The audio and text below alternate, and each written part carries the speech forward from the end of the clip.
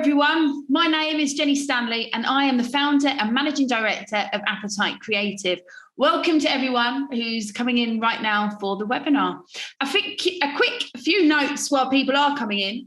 We're often asked if there will be a recording. Yes, this webinar will be recorded and you'll be able to watch it back on YouTube, and we'll also circulate links so you can listen to this one or one of many others from the past on Spotify, and you can check out our podcast under the Talking Giraffe. This is a live session, so we do welcome your questions. So do please feel free to answer our wonderful panelists today your questions, and we will try to get through them all during the session. There'll also be an interactive poll, so be ready so that you can participate as well. So a big welcome to everyone. Quite a few people coming in there, so a big welcome to everyone. I'm super excited that we're picking back up the webinars. We took a long summer break, which finally, for me at least, involved some travel, both business and pleasure. So novel experience there at the moment. But we're here and we're back to talk about the new series of webinars focused around the power of connected experiences. And therefore, we've decided to name this series the Connected Giraffe series, and we're kicking this one off with a stunning panel today. We've also got a new survey which we're running throughout November so that you can actually participate in our survey, and we will share the results with everyone who participates, and we will drop a link to the survey within the chat box. Do take time. It'll take about 3 minutes to complete the survey, so do, if you can, take time to fill that in.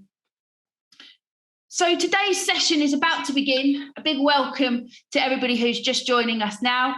I'm Jenny Stanley from Appetite Creative, manager and director. I just want to quickly introduce you to our fantastic panelists that we have here with us today. So I would just like to welcome, obviously, Tony Currie from Imagination, Graeme Sharp from Halewood Spirits, Joanne from Frontières, Ricardo also is with us today, and Lars, also Ljung, is here with us today. So for today's session, a big welcome to everyone. So for today's session, we are looking at the change in consumers' behaviour towards connected experiences. And as we know, QR codes have become a regular part of day-to-day lives, whereas QR codes may have been seen rarely or needed fiddly app downloads or a particular phone or correct technology. The changing technology recently and the multiple uses has really pushed QR codes forward into the vernacular. And QR codes are now not just used for boarding passes, but also there for following people on social media, accessing agendas at particular events, and probably most frequently, you are seeing QR codes now in bars and restaurants for menus. COVID has helped power this forward, of course, and there needs to look at different ways to be able to do away with menus and human contact wherever possible. And of course, there's the infamous track and trace app. So QR codes are being used more and more often. And what has this really meant for consumers? Do consumers want to experience things beyond the face of the brand? Is this a technology that's useful for the connection between brands and consumers? Have consumers changed the way that they want to be interacted with? Well, to help us discuss this in more detail, first of all, I will have the pleasure to talk with Tony Currie, Creative Director at Imagination, and we will discuss the brand's reasons and motivations behind the decisions to dive into the world of connected experiences and how that can boost their businesses. With me then, Joanne Alexander, founder of Food Sans Frontières, will join me together with Graeme Sharp and will take us a little trip on our second part of our webinar to look at Halewood's Artisanal spirits at the second discussion, looking at the benefits of connected packaging for brands and their customers. How are brands innovating in this field, and what do customers have to gain with connected packaging and connected experiences? And then last but not least, I will have the pleasure of hosting Ricardo Estrada, Chief Procurement Officer and Chief Sustainability Officer at Grupo Plastilene, and Lars, Ljung, Sustainability Manager at Planet Protector Packaging. Together, we will learn about the sustainable impact of these experiences. How can connected packaging help brands not only achieve, but also communicate their sustainability goals? And what is the real impact of these initiatives in the preservation of the environment?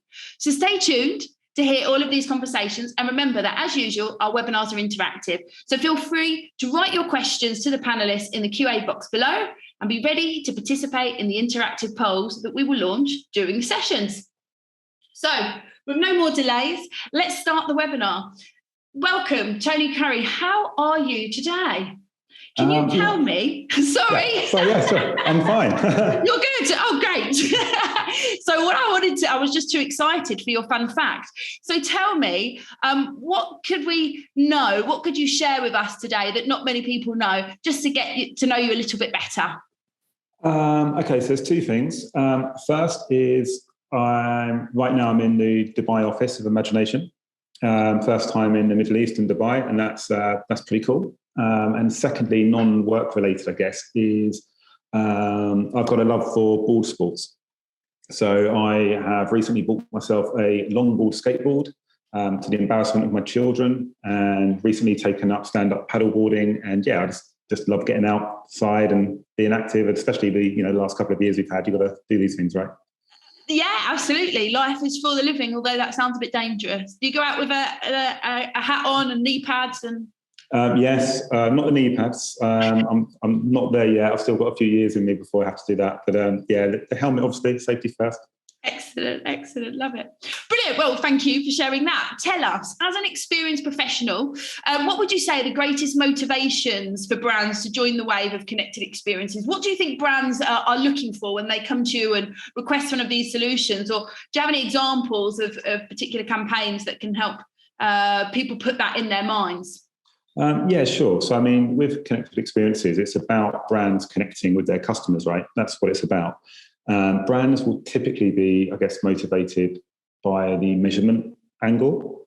I mean, for years, before social media and before sort of digital really took off in our day-to-day lives, advertising was a bit of a roll of the dice. Brands knew they had to do it, but they didn't really know what bits worked harder than other bits. And it was very difficult for them to sort of understand that and then to know where to spend their money.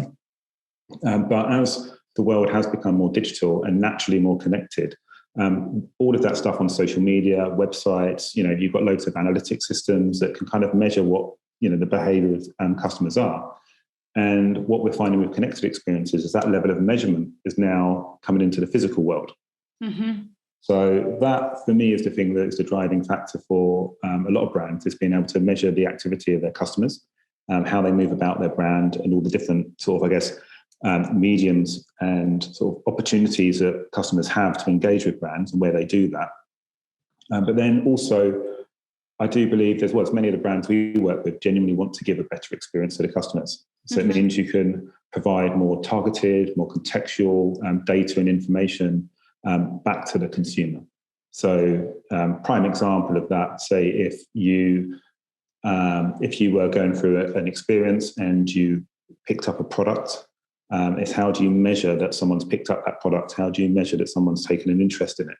Once you know the types of things that customers like, you can actually put together quite an interesting insight into that customer, which is obviously really helpful for the brand. But when you play it back to the customer, you can give them really sort of contextual and interesting and meaningful information about that product or the things they might be interested in. So we've seen it with Amazon, for instance, have been for years doing a great job of, you bought this, that, and the other, you might like this as well. And you're able to do that now in a physical space. And I think that's something that customers appreciate. Yeah. Definitely. And so you talk about measurability, and I think that's something that digital in particular has, been able to manage really well, which is fantastic. But now you're kind of talking about being able to bring measurability to perhaps a digital and external experience, and that helps the brand to understand their audience a bit better, would you say? Yeah, I've been at Imagination for 10 years and we've built, I can't even count how many sort of connected experiences we built. 10 years ago, we were putting together experiences using RFID. Cards would give out to people before people were using mobile phones to kind of be more connected. And this was just about giving people kind of a seamless connection, sort of connected experience. Yeah. Now, obviously, it's on the mobile phone. But I think the important thing to remember is the motivation behind why you want to connect. So what brands have to do is offer more and more meaningful experiences to get those customers to kind of want to do that value exchange of handing over their data, handing over what they're interested in. So it has to balance out. Yeah, definitely. So kind of focusing on what it is you really want to know and what's the experience that you're going to give the consumer. So it's not just about what you want as a brand, right? Yeah, exactly. It has to really balance out. So whatever you take from the customer, you have to give back.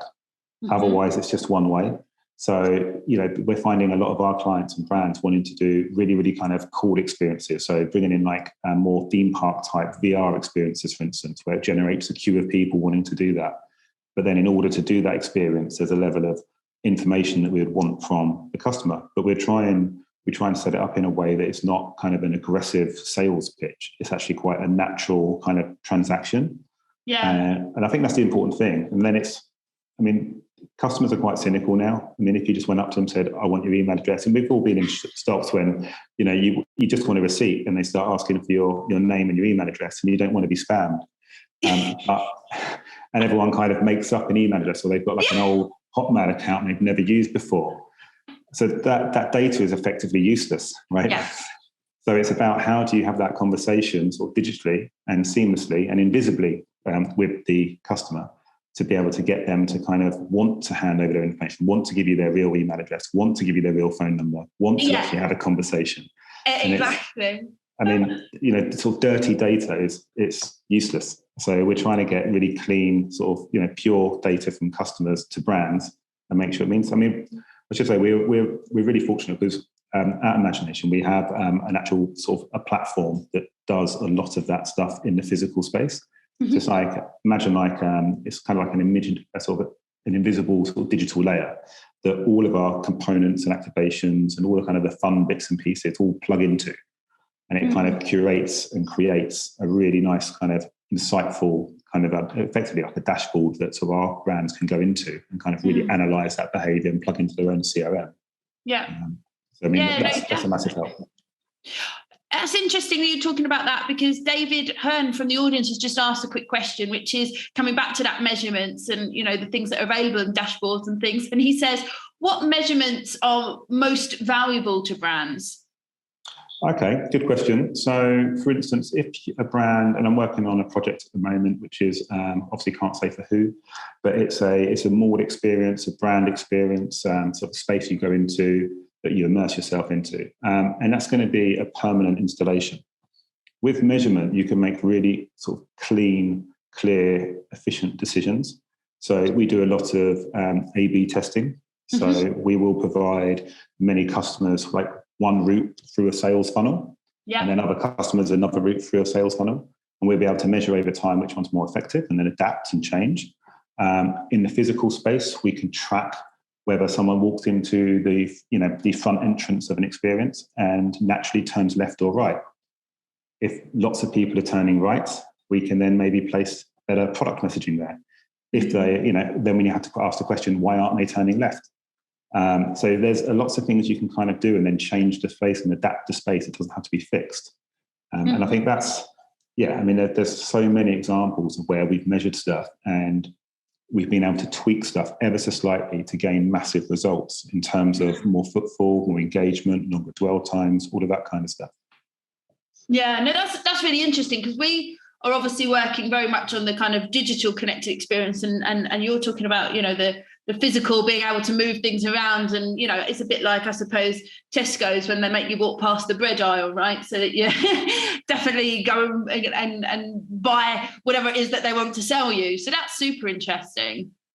Yeah, we a lot of our experiences now have moved over to QR codes. When we used RFID, which was most of the time like plastic cards, that's obviously not something we do anymore, want to do, because there's the sustainability issue of that. Yeah. But this is going back probably nearly 10 years when we worked with a client of ours. It was actually Canon, and they used to print, I think, about 90,000 brochures every single event and hand them all out, and people would walk around with their little bags full of all these kind of paper marketing collateral and stuff. And they wanted to get rid of that, and they pushed it all to their digital platform. And we actually used an RFID card to enable people to do that, so they could walk around the space. They could, tap the products that they liked with an RFID card, and that would make a digital catalogue for them that they could then go back to in their own leisure and then browse all of the stuff they've taken an interest in, which then link them directly to the products on the website and to make purchasing decisions. Yeah. So sometimes it is about sustainability, and moving things to digital as much as possible helps that. Definitely. But I think that's interesting what you're talking about. So being able to, see what's working, where you're getting the most traffic. I mean, from the digital perspective, we're definitely looking at scans, engagement time. I think you've mentioned dwell time. And then also perhaps maybe for us, we'd be looking at rescans. So, how many people enjoyed the experience and came back? Yeah, absolutely. Yeah, I mean, we do a lot of sort of like soft registrations when people come into a space.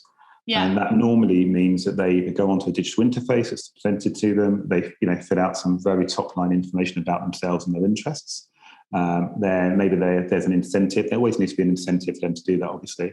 But we always try and move them onto their own device as soon as possible, so they can walk around a space with their mobile phone and use the QR or use the camera now. It doesn't have to be a QR scanner. And they can literally take a snapshot of all the things we want them to engage with digitally. Yeah. And that can help. Yeah, exactly. And also being able to see which is the most popular part, right? So, if there's one particular part of the experience that has, 80% more interactions than anywhere else, so what is it about that that then needs to be either replicated somewhere else or created on its own?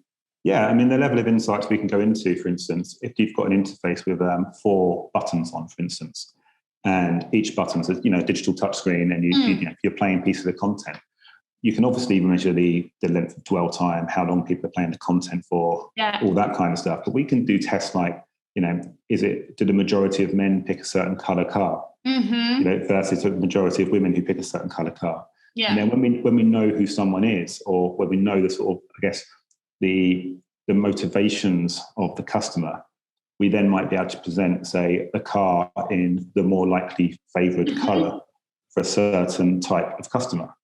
And that's to try and make sure that, the customer gets to what they want to get to quicker and faster and more efficiently. Yeah.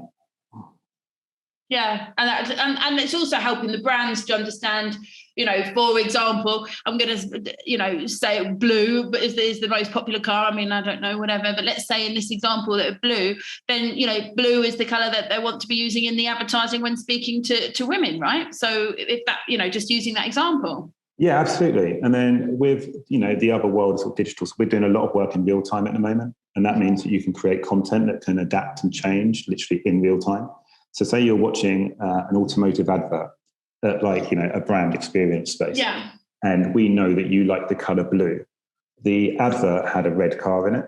But as soon as you look at that screen, it turns to blue without having to reset. And it starts customizing content for you based on your connected experience, which I think is ridiculously valuable. Absolutely. I love it. Tom from the audience has just asked a question, which is about the digital and physical spaces coming closer together. So AR, VR. Yep. What are the top learnings from physical marketing that the digital marketing world can learn from? I think it's about integration now. I mean, so if you go back you don't have to go back that far where, physical spaces would be designed by architects. Yeah. And then those spaces, that sort of design would be given to more of a digital sort of led team or agency. And you would fall into the trap of literally like painting screens on walls and thinking that's your digital solution. Whereas now it's a much more integrated consideration. So it's what are the digital touch points? How do they fit within the physical space? How does the physical space aid the digital experience? How does the digital experience aid the physical experience? And it's much more interwoven. And I think AR is a prime example, because obviously that technology can enable you to see what you can't see through the layered content. And again, it's you can have a QR scan with like web AR now. It's becoming sort of more and more advanced, so you don't have to download a native app, which means the barrier to entry for AR content is it's next to nothing. Any sort of modern device now, you can scan a QR code. It can set you in a sense of place. If you put some markers up around that physical space, you can then create other digital content, which can be updatable. So, a physical car on display. I'm using cars a lot because that's a lot of the examples that we work with. But if you were, for instance, to hold your phone up against that car, as long as there's markers in the space, that car could then become a totally different model. It could become a totally different sort of colour. You could see some of the features of the car. Maybe you can see through the car in like an X-ray mode. You can see the powertrain. You can see the gear shifts. You can tell many, many really nice, rich stories through this layered content, which is all part of the connected experience. No, absolutely. There's so many fantastic ways to be able to kind of merge the two worlds. We talked about gamification the first time that we met, and obviously it's something we do a lot here. But is it something that you're seeing a lot more? Do you think that CMOs are still overlooking gamification? What's the trend, and what can you tell me about that? I think it's huge, and I'm a massive advocate for actual gamification strategy in digital and physical spaces. But there is a confusion right now. When you say gamification, people think games. Mm-hmm.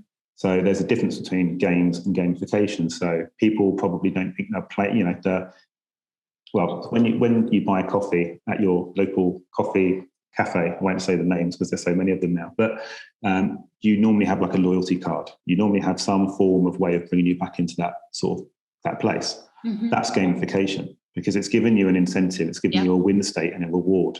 Yeah. And I think that's gamification, whereas a game is obviously like, Flappy Birds or something like that. That's not gamification. So actual gamification of being able to create a win state from an experience is something that's really, really powerful. And it comes back to the value exchange. So if you want to get data from someone, the value exchange has to be good enough to do that.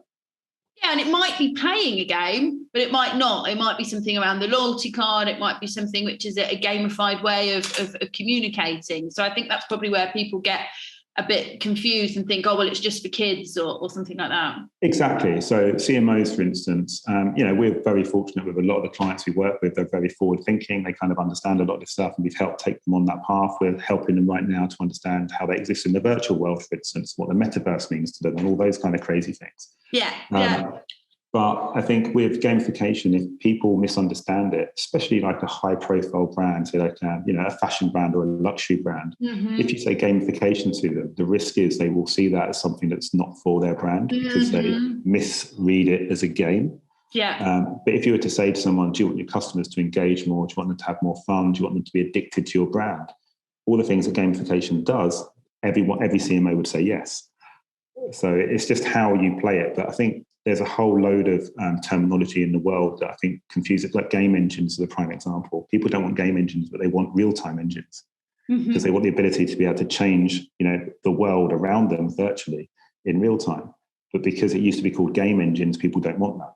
And it's that's for kids or for absolutely. So we've run out of time. A quick wrap-up question for you, $1 million question. Why should brands try connected experiences? Because I think, it makes experiences better. I mean, that's the prime example for everyone. So brands get more measurement, they get more understanding of their consumer behavior, which means they can create better experiences for their consumers. And brand experience, I think now is becoming king, especially with, we're seeing the decline of the high street. We're seeing the decline of, people don't go to the shops to buy things anymore, but they do go to the shops for experiences. And we're seeing more and more brands creating experiences in the high street because they, for instance, Nike, I'm sure, don't really care where you buy your trainers as long as you buy Nike trainers. So their brand experiences are great examples of, bringing that brand to life through loads of different interactive and meaningful kind of considered ways. So it's about making experiences better and more efficient and more meaningful, purposeful and memorable. Well, thank you so much. I loved what you said about being addicted to your brand. I might have to steal that myself, but that was great. Thank you so much for your time, Tony. Hopefully we'll catch up again soon. Sounds good. Thanks so much. To everybody else, the webinar is not over. Do stay tuned. I'm now going to be joined by Joanne Alexander-Sefre, founder of Food Sans Frontières, a global company working across the world from UK to Paraguay or Uzbekistan. They are specialists in frozen dairy, bakery, desserts, snacks, and other super healthy and mouth-watering food and drink products. Also joining me today, I have Graeme Sharp, Trade Marketing Manager at Halewood Artisanal Spirits, which is obviously a drinks company. So please welcome both of you to the virtual stage. Halewood is the owner of brands such as Dead Man Fingers Rum, JJ Whitley Vodka, and the UK's favourite gin, Whitley Neal Gin. Tell us a little bit about yourself, though, Graeme. Have you got a fun fact that you can share with us? Yeah, I have taken part in a parade in New York City down 6th Avenue twice. Oh, good. Fantastic. Something I was going to say and decided no. Brilliant. Joanne, can you top that? What's your fun fact for us? I guess that I'm a life member of the Welsh Pony and Cob Society, and I love Welsh cobs. There you go. I love cobs. Cobs can jump. I was at a show and we had cobs jumping, so fantastic. Oh, they can jump. Indeed. Well, thank you so much. Joanne, let me kick off with you. You describe yourself as an expert in international multilingual sales, distribution, logistics and marketing. So let me know a little bit more about the international projects and the challenges that you face in terms of the international Yeah, I mean, to be honest, there are so many, of course, but sort of from the earliest times back in the early 1980s when I was trudging around Germany with a wooden spinning wheel in a suitcase selling to craft shops, you know, the challenge of dealing with that, through to then working for a big healthcare company, Smith & Nephew, actually selling corn plasters and contact lens materials all over the world. And you know, we didn't even have the internet back then, so it was basically just about, we had telex, then fax, and it was very much a case of communication.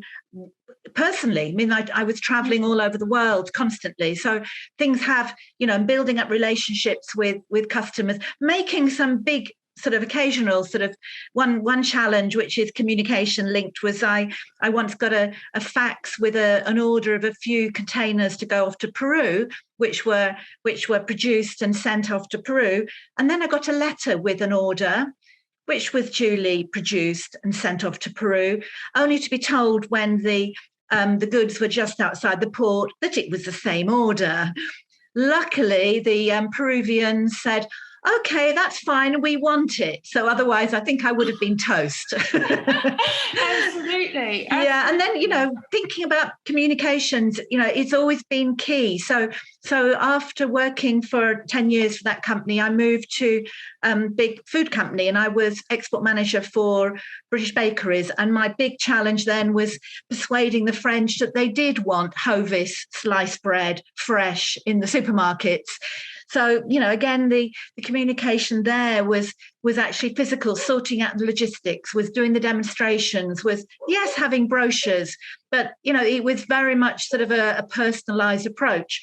And then that led to me setting up my own business in the mid-90s, and even didn't have a computer at the time, let alone internet.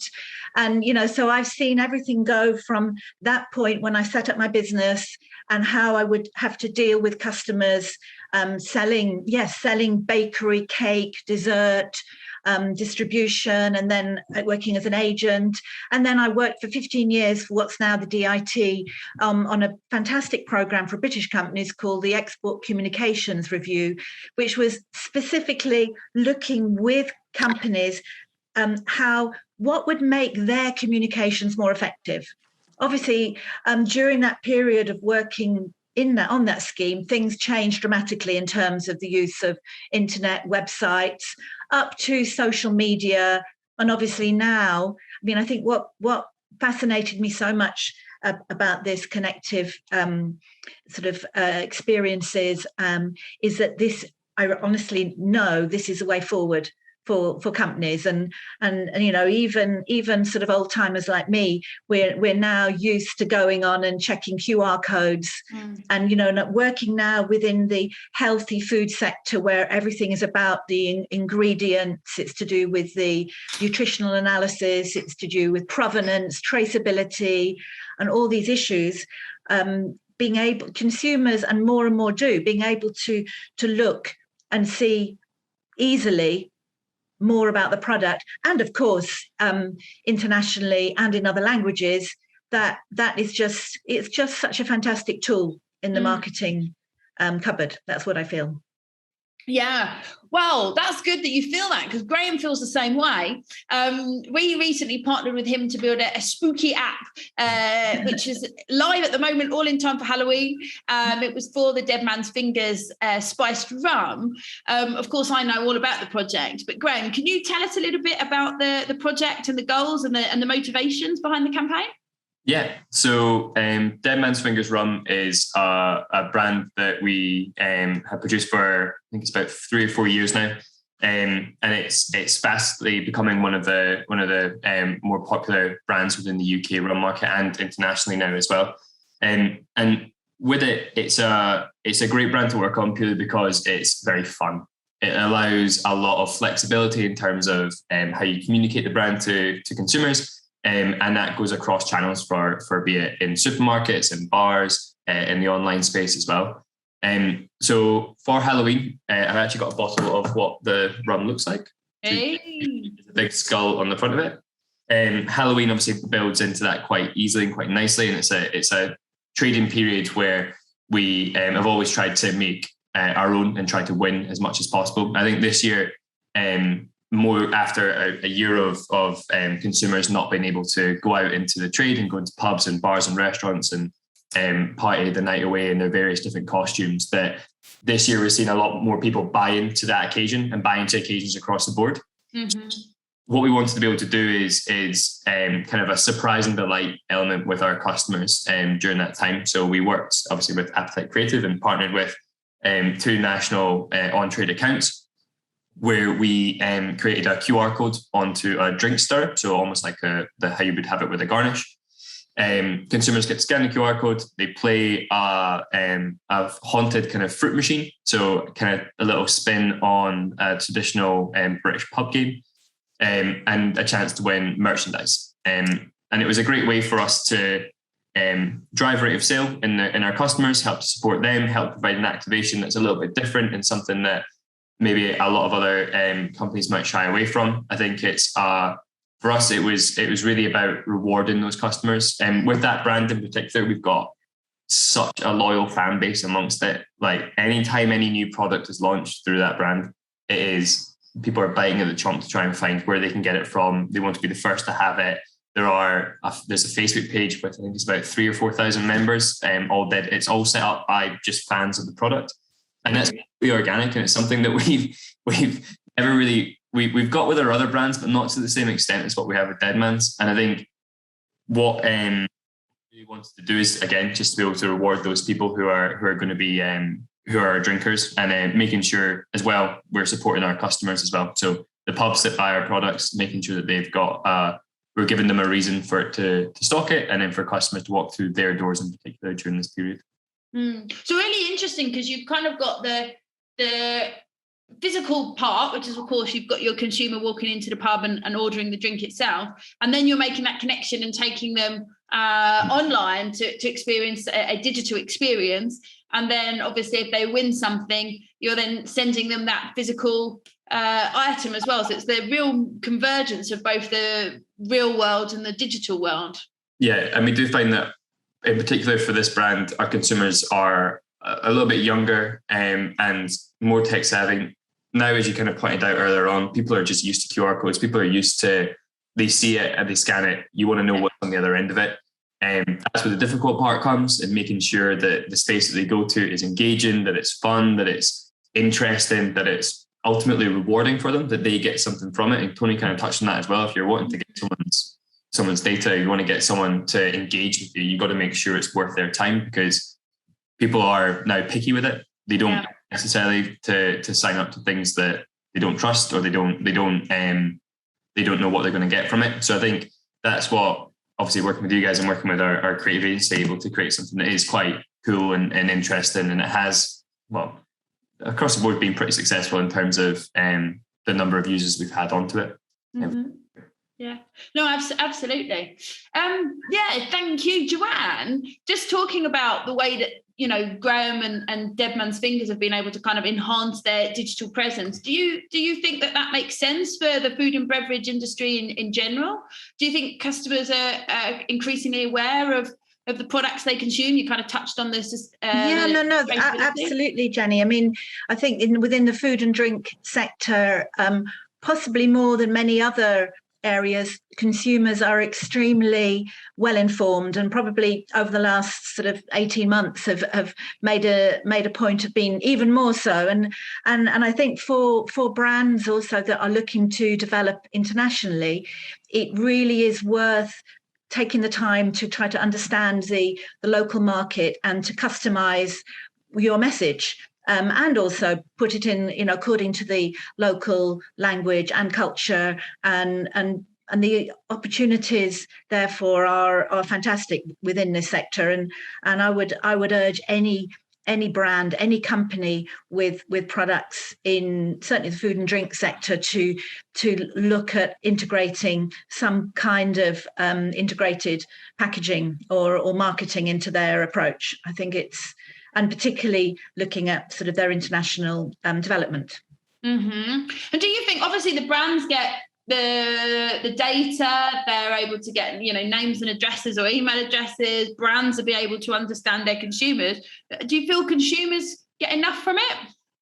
I think it's going to depend. I mean, obviously things are going to. I tend to look at things from an international perspective, and I'm not aware yet of in which markets consumers are maybe more or less willing to engage with QR codes, and still there is always a need for more conventional marketing and relationships and sales. But in general, yes, of course, if you can. I mean, we were looking at recently a number of brands going into the Middle East, and so many people in the Middle East are very tech savvy, sort of particularly the younger generation.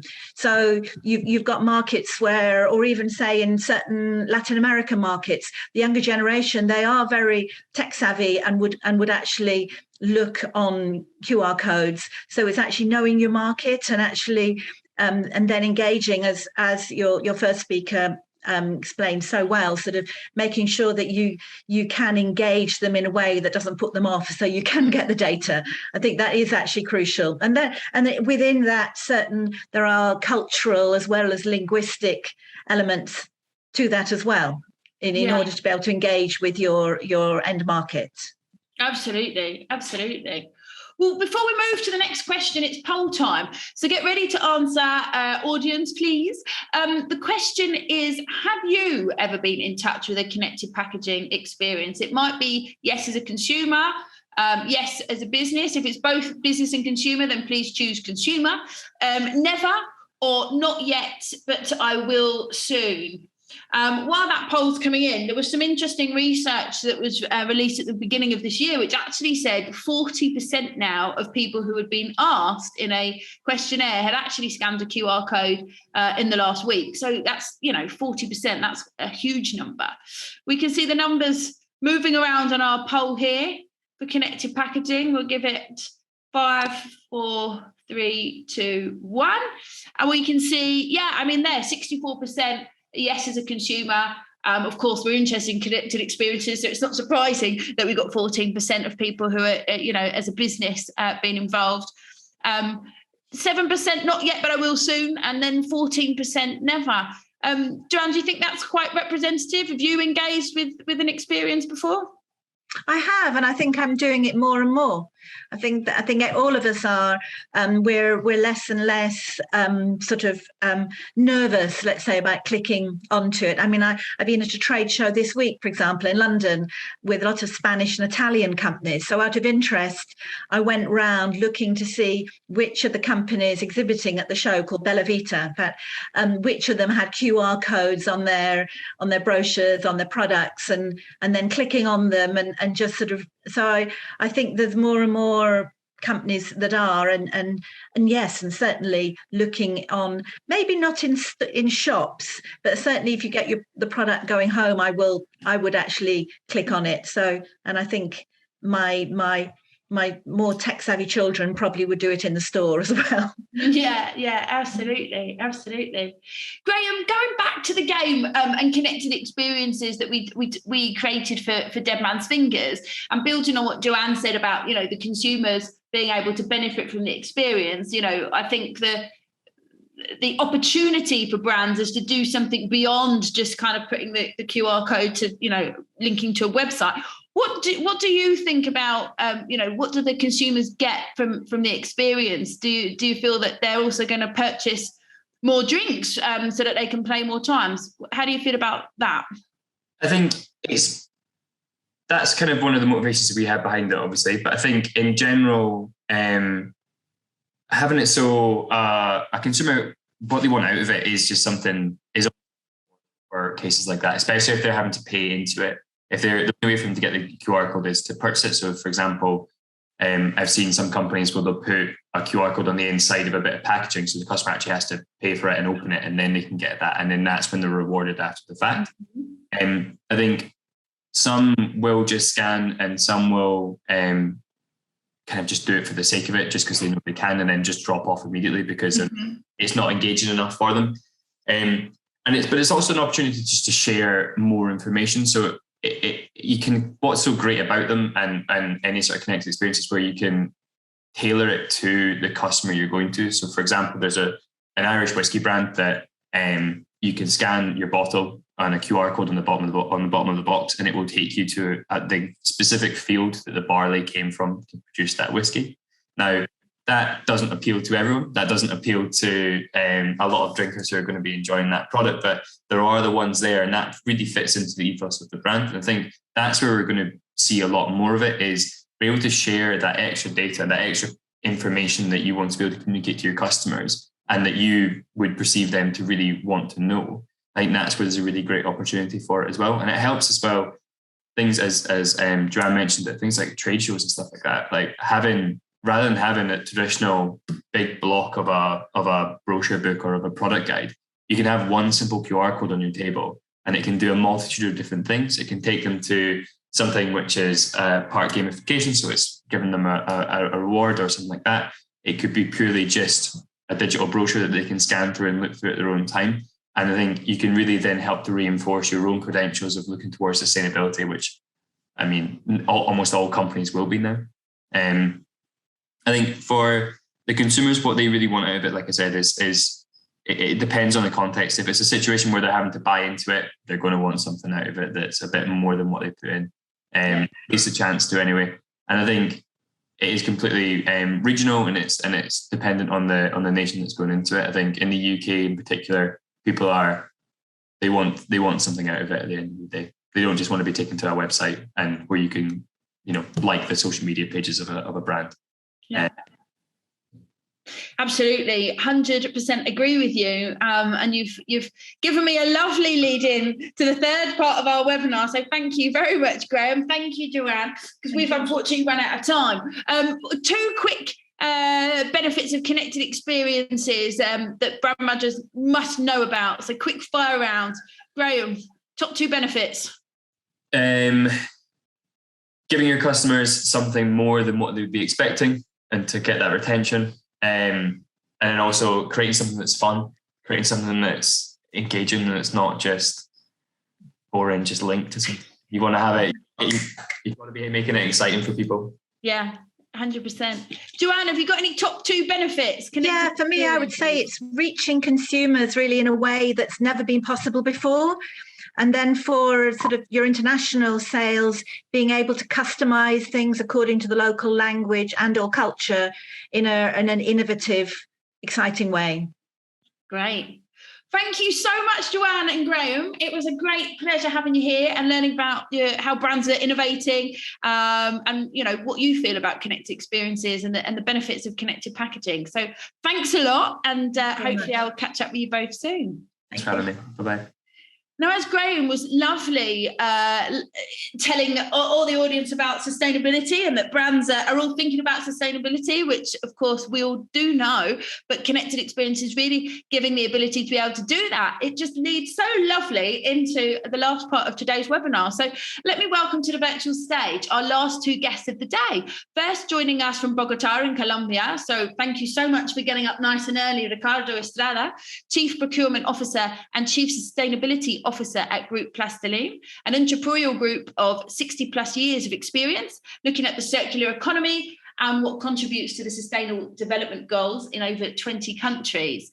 All the way from Bogota, we're then travelling to Sydney, Australia to welcome Lars, Ljung, Sustainable Manager at Planet Protector Packaging, the proud distributor of the sustainable, recyclable, biodegradable and compostable insulated packaging solutions. Good morning to Ricardo. Good evening, Lars. Let me just ask you, of course, the quick question first to Ricardo. What can you tell us about yourself that we might not know? No, I can tell you about myself right now that I am broadcasting from my home because here is very early in the morning in the Bogota suburbians. I am Cajica. If I would like to stay at my office to show you our most recently innovation facility that's for closing the loop in sustainable packaging. It's a post-consumer recycling facility called Plastilene, and we expect to recycle 10,000 metric tons of plastics per year. Wow. To take out this material from the for the ecosystems and from the landfills. That's something we are doing to make a circular economy works in plastics. Yeah, absolutely. Huge. Thank you very much. Lars, over to you for a surprising fact over about where you are based right now in Sydney. Well, yeah, I mean, I'm going to start off with that. It's about 10:46 p.m. here in Sydney, so it's getting late. It's getting to my bedtime. And one interesting fact about me that most people may not know is that I breed dogs, or at least me and my family, we breed Jack Russells. And that seems to excite a lot of people when I tell them. So yeah, we've been breeding Jack Russells since I was about 12 years old. And that's just one of the passions. That's why I probably love my animals. But I mean, we're not really here to talk about that. But I mean, I do, of course, work as the sustainability manager at Planet Protector Packaging, where we make insulated packaging from environmentally responsible sources. And yeah, very excited to talk to you about that today. No, thank you very much. Yeah, absolutely. Love animals myself, so we may chat about that another time. But yeah, super interesting. But tell us a bit more about the insulated packaging solution. You just touched on it. What does this mean for the consumer? So yes, we make a few different products. One of them would be our flagship product, which is called Woolpack. Now, Woolpack is an insulated packaging option made from 100% sheep's waste wool. The benefit of using sheep's waste wool is, of course, that it is biodegradable and it is part of a complete closed loop cycle where we get to recycle and reuse these materials. We use the wool to insulate everything from pharmaceutical products to food, to chocolate, seafood, and wine. And we're also moving into new verticals such as building insulation and many others to come as well. So that's pretty much what the company does in a nutshell. Mm-hmm. Thank you very much. Over to Ricardo. Obviously, you're responsible for structuring and implementing the sustainable innovation strategy in Plastilene Group.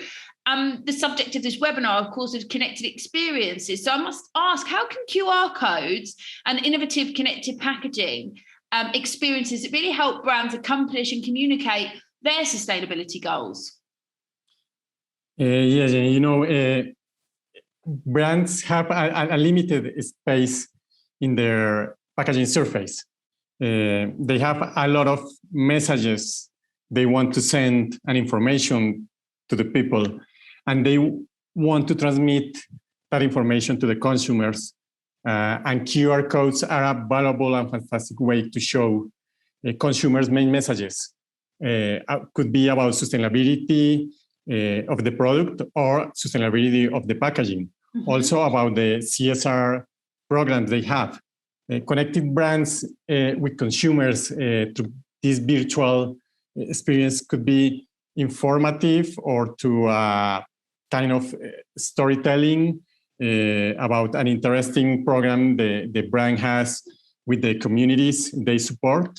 But moreover, giving the consumer a choice to go deeper on demand over the topics they want to explore and connect with the brand.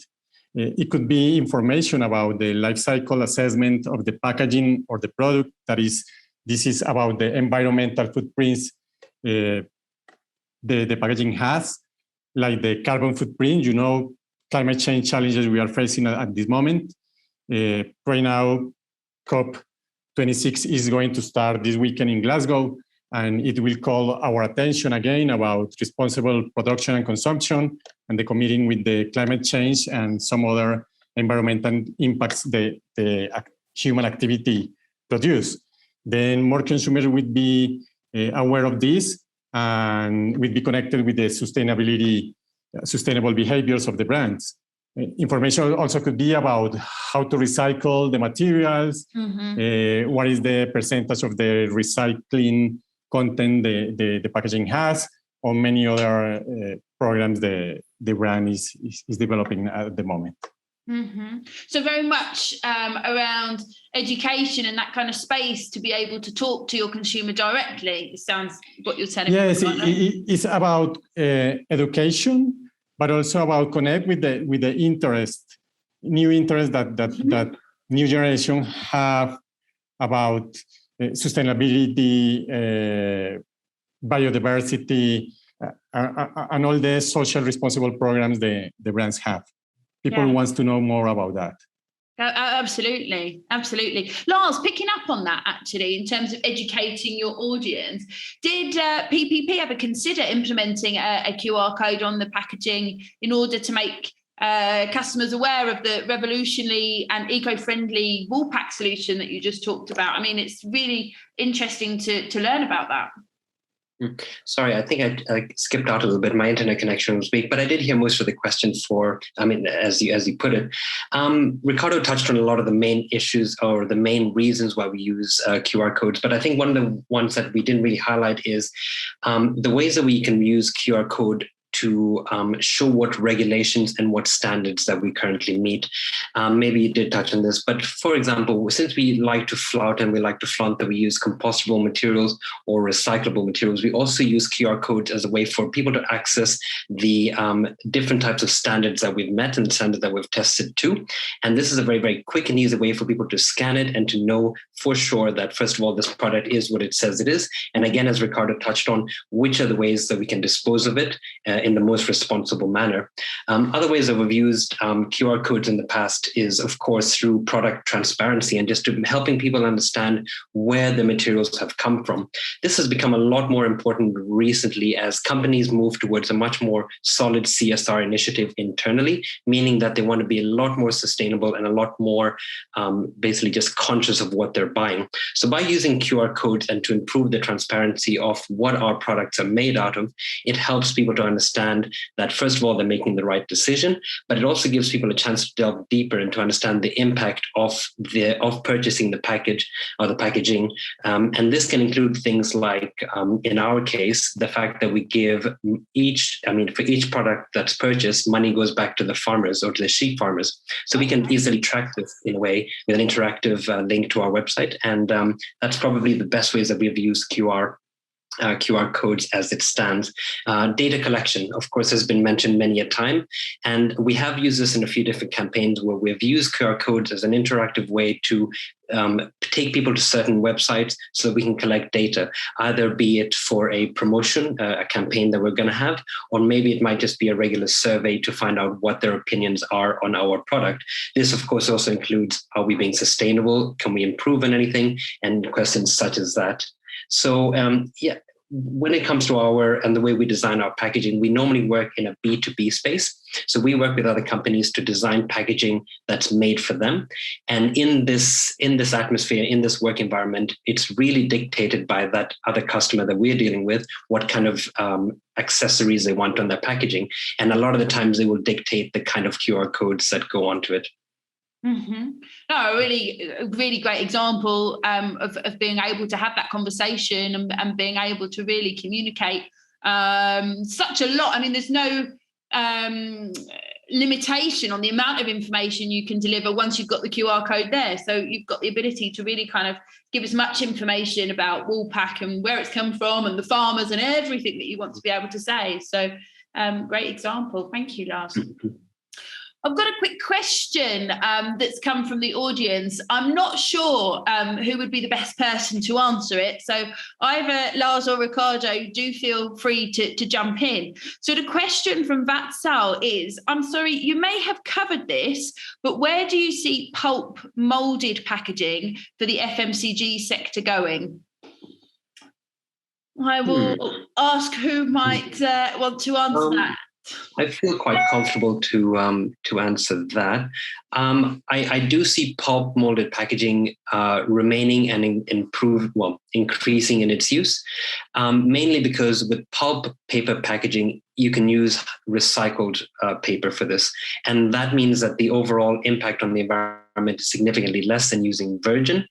And also with the moldability and the customization that you can have with molded packaging, especially mold pulp packaging, I can see so many more uses, such as for possibly insulation, possibly for protecting white goods, such as fridges and other electronics. And I mean, it's definitely a type of packaging that has a lot of potential, and I think will keep growing as we move on.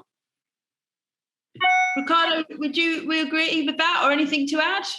Yeah, I agree with Lars. I think more sustainable alternatives are increasing their space, and they have more opportunities to grow in different areas. Also in paper, packaging is one of them. And also in every material has its own developments to make their behavior more sustainable and to improve their impact, their environmental impact. I agree with Lars. Yes. Sure. Great. Ricardo, we believe, Basil's just said, thanks very much, Lars and Ricardo, appreciate it. So that was obviously a good answer there. So Ricardo, staying with you, we believe that by implementing connected experiences in packaging, brands can really educate their consumers. They can talk about their mission, unique positioning, their commitment to particular CSR or corporate responsibility programs through gamification. We touched on gamification with Tony, but is this something that you already see happening in the markets that you're in? Yes, definitely. It's something coming and will be a strong trend in the packaging innovation in the world. Here in Latin America, particularly in Colombia, but in the entire world, consumers want to be peaceful with the choices they make, and they want to promote eco-friendly brands and products. We are participating in different projects, and especially here in Colombia, we are participating to develop an industry solution for QR labels with a research center in Colombia, specialized in this kind of developments. This project started 1 year ago and is looking for a QR systemic code to transmit environmental information about the products and the packaging. Also, corporate sustainability programs or sustainable initiatives that each brand wants to promote. Education is one of the possibilities this technology offers. And the connection with disrupting experiences, as we talk in this event.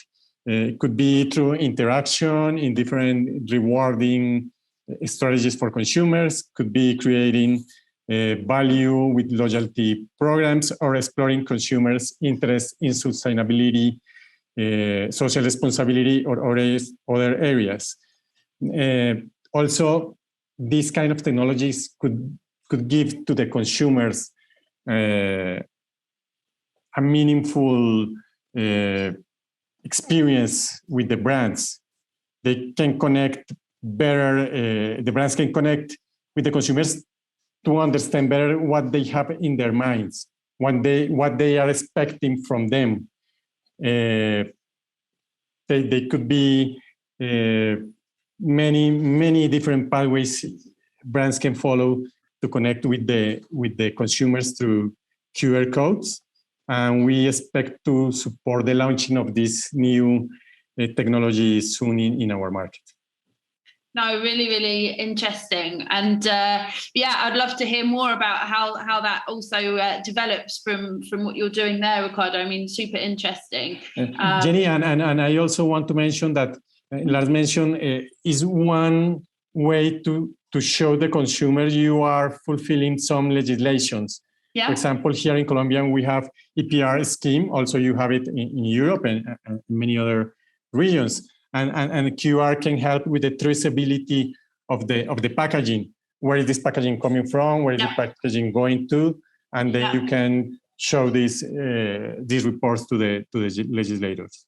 No, absolutely. And I think as well, it's a good point you raise there, because there are different types of QR codes that can be printed on packaging. So QR codes for loyalty cards or QR codes for tracking, they have to be unique QR codes. So each QR code must be different. That's something also that we've been working with Tetra Pak quite a lot on, and it helps them to understand the logistics side of things, because once the consumer scans that QR code, you can tell the different amount of time that happened from when the product was actually put in the packaging to the moment that actually turned up in that consumer who scanned the QR code's hand. So being able to actually understand that time is actually something that's really interesting as well. So you've got your sustainability, but you've got the traceability, but also you've kind of got the impact there in terms of, how long does it take for this particular product to actually turn up in my consumer's house?